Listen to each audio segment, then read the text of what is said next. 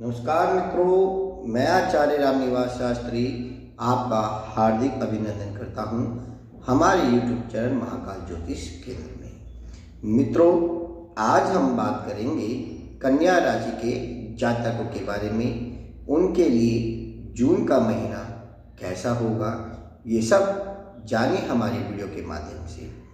कन्या राशि में जन्मे जातकों के लिए जून का महीना वैसे तो बहुत ही अनुकूल रहने वाला है, लेकिन इस जून के महीने के मध्य में आपको अपने स्वास्थ्य का विशेष ध्यान रखना होगा, क्योंकि स्वास्थ्य संबंधित समस्याएं आपको परेशान कर सकती है। आपकी कोई दुर्घटना या सर्जरी से संबंधित परेशानी आपको चिंतित करेगी, अथवा आपको किसी प्रकार की दुर्घटना से चोट भी लगने की समस्या हो सकती है। इसलिए अपने स्वास्थ्य का विशेष ध्यान रखें। बेवजह की यात्रा करने से बचें, इससे अनावश्यक आपका खर्चा भी होगा और आपको परेशानी भी होगी। ससुराल पक्ष से आपकी कहासुनी हो सकती है, चाहे आप स्त्री हो या पुरुष। अपने ससुराल पक्ष से मधुर संबंध बनाए रखें, अन्यथा उससे भी आपको परेशानी हो सकती है। मित्रों, वैवाहिक जीवन में आपके तनाव बढ़ सकता है और जीवन साथी के साथ गलतफहमियां भी बढ़ने की संभावनाएं ये महीना आपके लिए दिखा रहा है। उनसे किसी भी प्रकार का झगड़ा करने से बचें। अपने जीवन साथी से या ससुराल पक्ष के लोगों से झगड़ा या विरोध या आपसी मतभेद होने से आप बचें, क्योंकि इस समय विरोधी आप पर भारी होंगे और कोई मामला कोर्ट कचहरी में भी जा सकता है। प्रेम संबंधों में प्रागढ़ता रहेगी। अपने रिश्ते को लेकर बहुत ज़्यादा सजग रहेंगे और अपने प्रियतम के लिए बहुत कुछ करेंगे। कुछ मामलों में देखा जाए, जैसे करियर के मामले में आपको नए अवसर प्राप्त होंगे। नौकरी बदलने का अवसर भी आपको प्राप्त होगा। व्यापार कर रहे जातकों को लंबी यात्रा करने से व्यापार में लाभ भी होगा। आर्थिक मामले आपके ठीक ठाक रहेंगे। व्यर्थ की यात्रा करने से आपको मैं फिर से सलाह दे रहा हूँ कि व्यर्थ की यात्रा करने से आप बचें, अन्यथा आपके स्वास्थ्य में गिरावट हो सकती है। व्यर्थ का पैसा भी नुकसान दे सकता है। मित्रों, अपने ऊपर भरोसा रखें और किसी भी हालात में खुद को कमजोर ना समझें। बृहस्पति महाराज आपकी अस्त अवस्था से 3 जून को उदय अवस्था में आ जाएंगे। तब आपको व्यापार में विशेष लाभ मिलेगा। ये महीना आपका विदेश जाने का सपना भी सच कर सकता है और आपको विदेश जाने में कामयाबी भी मिल सकती है। अपनी तरफ से पूरी तैयारी रखें।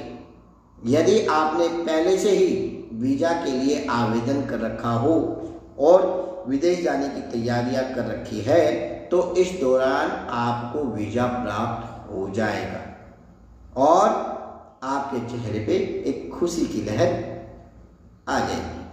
धार्मिक स्थलों में और खूबसूरत जगहों के दर्शन करने में आपको सुनहरा मौका भी मिलेगा। बात करें कार्य क्षेत्र की, तो मित्रों, करियर के दृष्टिकोण से ये महीना ठीक ठाक रहने की संभावना दिखा रहा है। 10वें भाव के स्वामी बुध महाराज 9वें भाव में रहेंगे। इससे आपको अपने काम को और ज़्यादा बेहतर करने से तरीके पे ध्यान देना होगा, ताकि आप अपने आप को सिद्ध कर सके कि मैं अपने काम में दक्ष हूँ, सक्षम हूँ, परफेक्ट हूँ। आपके करियर में कुछ बदलाव आ सकते हैं, जैसे कि यदि आप किसी सरकारी सेवा में कार्यरत है तो आपको स्थानांतरण हो सकता है, जिसे हम तबादला भी कहते हैं।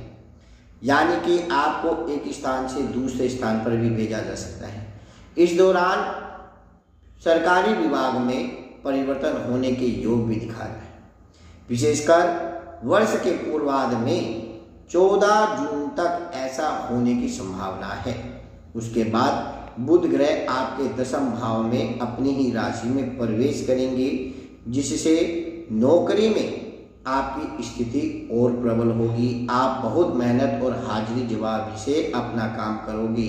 आपका विश्वास जो आपके अंदर कूट कूट के भरा है वह स्पष्ट रूप से दिखाई देगा। 15 जून को सूर्य भी मिथुन राशि में दशम भाव में प्रवेश कर जाएंगे, तो आपकी सरकारी नौकरी भी आराम से लगेगी। अगर आपने सरकारी नौकरी के लिए अप्लाई कर रखा है तो आपकी नौकरी भी जल्दी लग जाएगी।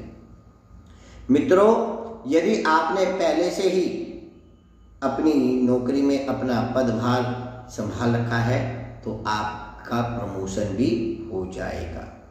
मित्रों, यदि व्यापार करने वाले जातकों के लिए देखा जाए तो सप्तम भाव में राहु महाराज पूरे महीने विराजमान रहेंगे, जिससे आपकी बुद्धि बहुत तेज चलेगी। आप ऐसा निर्णय लेंगे जो लोगों की समझ में आसानी से नहीं आएगा, हालांकि आपके पक्ष में वह जा सके, क्योंकि सप्तम भाव के स्वामी देवगुरु बृहस्पति नवम भाव में विराजमान रहेंगे और 3 तारीख को अपनी उदय अवस्था में आ जाएंगे, जिससे व्यवसाय की यात्राएं आपकी सफलता का मार्ग प्रशस्त करेंगी। आपके व्यापार में अच्छी उन्नति होगी, व्यापार बहुत तेजी से उन्नति करेगा और आपको सफलता प्राप्त होगी। आपकी परियोजनाएं पूर्ण होने लगेगी और जो काम आपके अटके हुए थे वह भी अपने आप पूरे होने लगेंगे, जिससे आपका व्यापार पहले से और ज़्यादा अच्छा चलने लगेगा। अगर बात की जाए आर्थिक दृष्टि की तो मित्रों, यदि आर्थिक स्थिति की नज़रिए से देखा जाए तो ये महीना आर्थिक रूप से मध्यम रहने की संभावना दिखा रहा है। सर्वप्रथम तो छठे भाव में शनि महाराज विराजमान रहेंगे, जो वहाँ से आपके द्वादश भाव को पूर्ण दृष्टि से देखेंगे। इससे आपके खर्चों में तो बढ़ोतरी होगी। आप किसी विशेष कार्य के लिए बैंक से लोन भी ले सकते हैं या किसी से उधार ले सकते हैं। इस दौरान कर्ज बढ़ने के योग बन सकते हैं। आपको हिसाब लगा करके अपना धन खर्च करना चाहिए, जितनी जरूरत हो उतना कर्जा लेना चाहिए, अन्यथा आपके लिए परेशानी खड़ी हो सकती है। अच्छी बात यह रहेगी कि पूर्व में लिया हुआ कोई कर्जा आप आराम से चुका पाएंगे। नवम भाव में 4 ग्रहों का समावेश आपकी आर्थिक स्थिति को सुधारने में अहम भूमिका निभा सकता है। अष्टम भाव में उपस्थित होकर मंगल महाराज आपको गुप्त आय प्रदान कर सकते हैं। गुप्त का मतलब होता है कि आपने कहीं इन्वेस्ट पहले से किया हो और अचानक से आपको धन लाभ प्राप्त हो सके और अप्रत्याशित रूप से आर्थिक लाभ होने के योग भी बन रहे हैं। स्वास्थ्य की दृष्टि से मित्रों ये महीना देखा जाए तो स्वास्थ्य की दृष्टि से ये महीना थोड़ा सा कमजोर रहने वाला है, इसलिए आपको सावधानी से काम लेना होगा।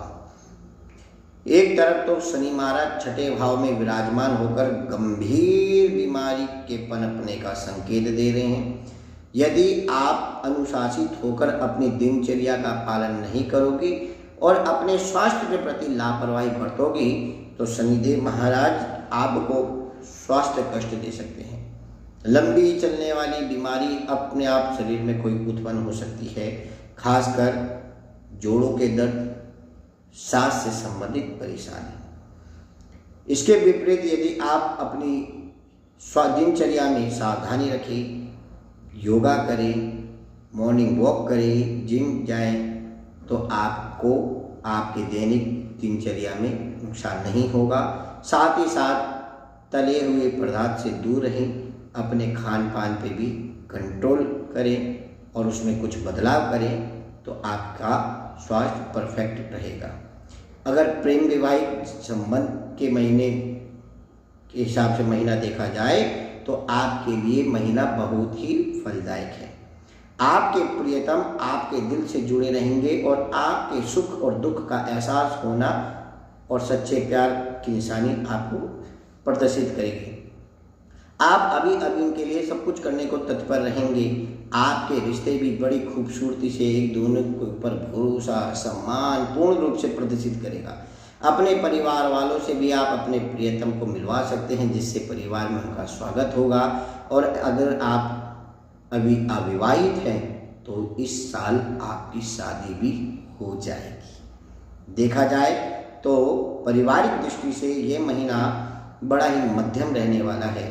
दूसरे भाव के स्वामी शुक्र महाराज नवम भाव में विराजमान रहेंगे, जिससे आप परिवार के साथ लंबी यात्राओं पे भी जा सकते हैं, किसी देवी माता के दर्शन करने जा सकते हैं अथवा किसी खूबसूरत जगह पर घूमने फिरने जा सकते हैं।